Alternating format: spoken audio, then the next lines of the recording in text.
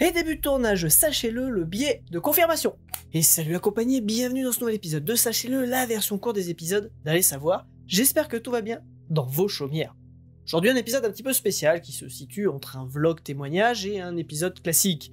Le but étant de faire un rappel sur un biais cognitif très fréquent de notre espèce, le biais de confirmation. Notre cerveau est bien fait, cependant il reste perfectible. Ce n'est pas parce que nous avons dominé tous nos congénères que cela fait de nous une espèce parfaite et supérieure. Bien au contraire. Nous sommes malheureusement assujettis aux erreurs et aux mauvaises interprétations. C'est pour cela que nous allons prendre un cas pratique pour mieux vous expliquer le biais de confirmation.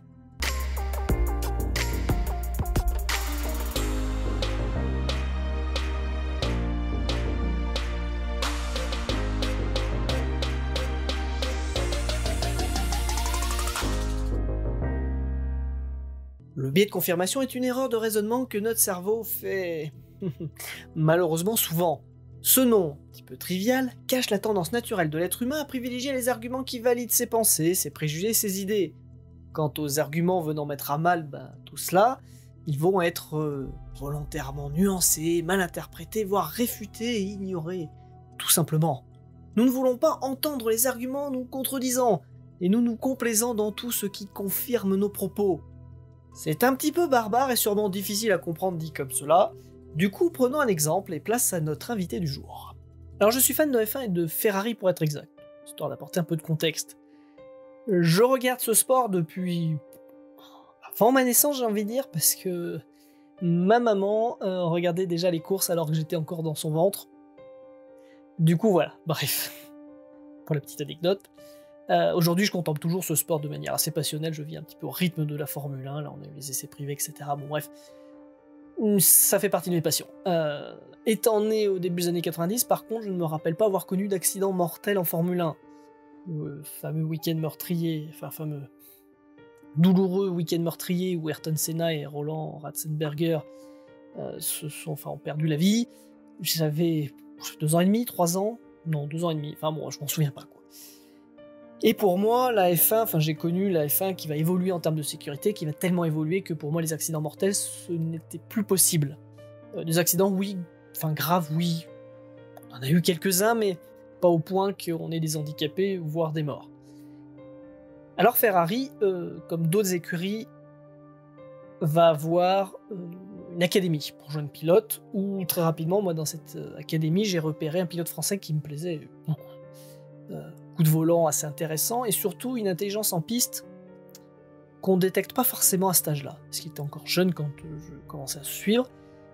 Bref, il va progressivement monter les échelons, arriver en Formule 1 dans une petite écurie et faire ses armes. On va se souvenir d'un fameux Grand Prix de Monaco qui va confirmer aux yeux des autres ce que moi je pensais déjà depuis un petit moment. C'est un grand champion. Il a les capacités pour être dans une grande écurie, et vu qu'il fait partie de l'académie de Ferrari, il peut finir chez les rouges. Et puis arrive certaines courses du Japon en octobre 2014. Un typhon approche. La course va se dérouler sous la pluie dans des conditions assez extrêmes. On roule pas souvent quand il pleut beaucoup. Généralement, on attend que la pluie cesse, voire s'atténue tout du moins. Mais là, on sait que la course va être compliquée. Course se déroule, et puis vers la fin de la course, un pilote subtil sur Sauber, enfin moi on s'en fout, sort de la piste. Il n'y a rien de grave, ça arrive, il s'est pas fait mal, il sort de la voiture tout seul, tout va bien. Drapeau jaune va être sorti afin de faire ralentir les pilotes. Il faut pouvoir évacuer cette voiture en toute sécurité, aussi bien pour les pilotes qui sont en course que pour les commissaires de piste.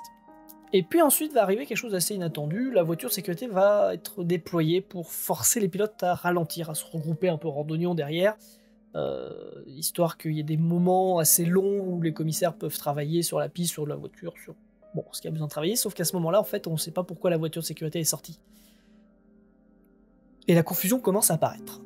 Après quelques minutes de flottement, le drapeau rouge va carrément être brandi. Alors cela signifie que la course est est provisoirement interrompue, pour une raison toujours inconnue. On a vu les images de l'accident subtil, il n'y avait rien de grave, donc c'était pas pour ça que le drapeau rouge était sorti. Les pilotes rentrent tous tous les pilotes vont rentrer au stand, les mécanos vont commencer à retravailler sur les voitures, et puis finalement nous annonce assez rapidement, cette fois-ci, que la course ne reprendra pas. Les informations qui nous parvenaient étaient assez confuses, on constate tout de même que il manque une voiture, la voiture de Jules.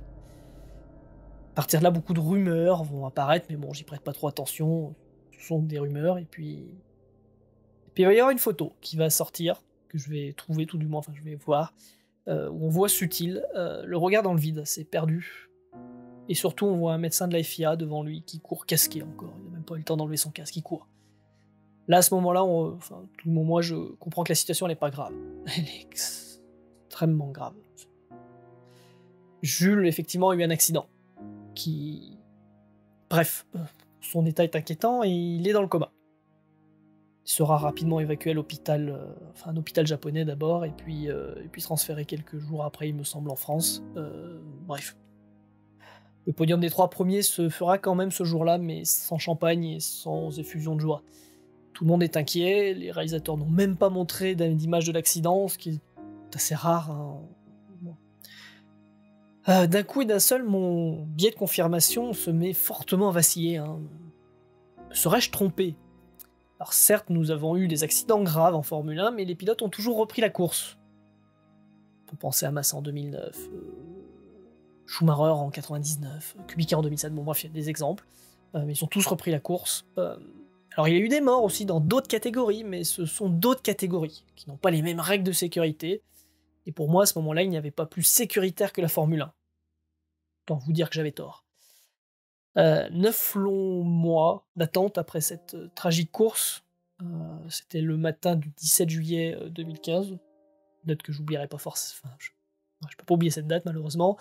Mon téléphone va pas arrêter de vibrer. Je travaille à ce moment-là bénévolement dans un journal qui fait de la rédaction sur la Formule 1 et j'apprends que Jules est parti. Je prends de plein fouet 2 claques. Le décès d'un pilote que j'appréciais et que je suivais, et la stupidité de cette conviction. Alors aujourd'hui, je n'ai plus vraiment de certitude sur la sécurité en sport automobile, dans sa globalité, même sport mécanique, j'ai envie de dire, depuis que cet impossible est arrivé. Malheureusement, l'année dernière, en 2019, une course de F2, donc c'est la catégorie juste en dessous de la Formule 1, en Belgique, il y a eu de nouveau un accident mortel, de nouveau un Français. À partir de là, on comprend que les pilotes jouent encore avec la mort. C'est un fait qu'il faut toujours prendre en compte.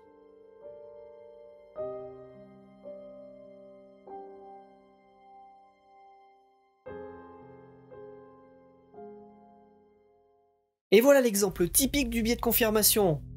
On va atténuer les arguments qui ne vont pas dans notre sens. Il y a des morts dans d'autres catégories ? Ce sont d'autres catégories, pas les mêmes règles. Et pourtant, cet argument est quand même assez valable. Pareil pour les accidents graves. Cela indique tout de même que le sport reste dangereux et pourtant on se dit que les pilotes ont repris le volant. On va tourner cet argument à notre avantage pour le discréditer. Et pourquoi parler de tout cela ? Eh bien tout simplement parce que ce biais de raisonnement se retrouve partout. En politique par exemple, on va écouter celui qui dit des choses qui nous intéressent et beaucoup moins prêter attention, voire complètement dénigrer les arguments des divers opposants. Le biais de confirmation en politique, on le retrouve assez fréquemment. Et surtout, on retrouve ce genre de problème quand on parle à des gens que nous qualifierons de complotistes. Terre plate et compagnie, vous voyez de quoi je parle. On aura beau leur exposer tous les arguments de la Terre, ils ne nous écouteront pas. Leur rasséner des arguments ne sert à rien pour les plus convaincus d'entre eux. Je ne dis pas que leur cause est perdue, mais que les attaquer de front est souvent contre-productif. Il faut que, comme moi, ils soient confrontés au ridicule de leur raisonnement. Il faut qu'ils le voient eux-mêmes. Bref, il faut les amener à réfléchir sur leurs certitudes pour espérer qu'ils voient leurs erreurs. Et sur ce message d'espoir, merci à vous de nous avoir suivis. Et n'hésitez pas à mettre le petit pouce en l'air ou le petit pouce vers le bas que je puisse savoir si vous avez aimé ou non cet épisode, de commenter, de partager, il y a la cloche, l'abonnement, tout ça, enfin voilà. Et puis je vous donne rendez-vous lundi prochain pour un épisode normalement long. D'ailleurs faites gaffe, en ce moment avec le corona machin là, sans dire des bêtises, oh là là là là, et alors les certitudes.